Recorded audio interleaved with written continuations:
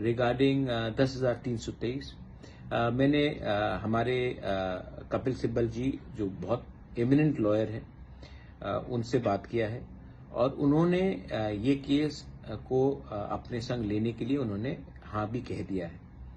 अब हम इसका एप्लीकेशंस फाइल कर रहे हैं और मुझे लगता है कि अगले 8 से 10 दिन के अंदर, दैट मीन्स आज है 13 तारीख, तो 23-24 तक हम इसको फाइल करने के लिए तैयार हो जाएंगे और हमारा पूरा आशा है कि ये मामला एडमिट होगा। और देखिए 10,323 टीचर्स में जो लोगों को नौकरी गया है, हमें सबको चांस देना चाहिए कि उनका भी जिंदगी वापस अपने पुराने लाइन में आ जाए। तो मैं इसमें पॉलिटिक्स नहीं करना चाहता हूं। मैं फिर से बोल रहा हूं 10,323 को, आप इसको पॉलिटिक्स में मत लाइए। मुझे आपका वोट नहीं चाहिए। बहुत लोग ने मुझे फोन करके कहा है कि महाराज आप हमें सपोर्ट करेंगे तो हम आपको वोट देंगे। मुझे आपका वोट नहीं चाहिए।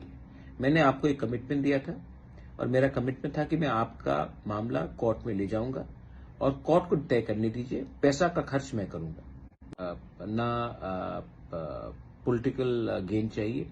मुझे अपने दिल के अंदर कुछ शांति चाहिए कि मैंने कुछ वादा किया था, मैं वो वादा पूरा कर रहा हूं। और मुझे आशा है कि अगर हम बड़े बड़े लॉयर्स को, अच्छे लॉयर्स को अगर इसमें रखेंगे तो कुछ ना कुछ सोल्यूशन निकलेगा। त्रिपुरा में हमें नौकरी चाहिए, त्रिपुरा में इकोनॉमिक डेवलपमेंट चाहिए और उस समय अगर हम लोगों को नौकरी से हटा देंगे तो इकोनॉमिक डेवलपमेंट त्रिपुरा का कैसे होगा।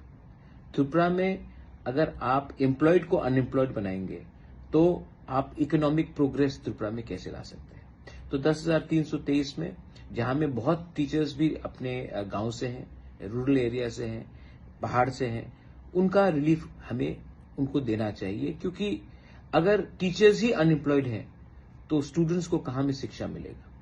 अगर गांव में स्टूडेंट्स ही अनएजुकेटेड हैं तो उसको नौकरी आने वाले दिन में कहां मिलेगा।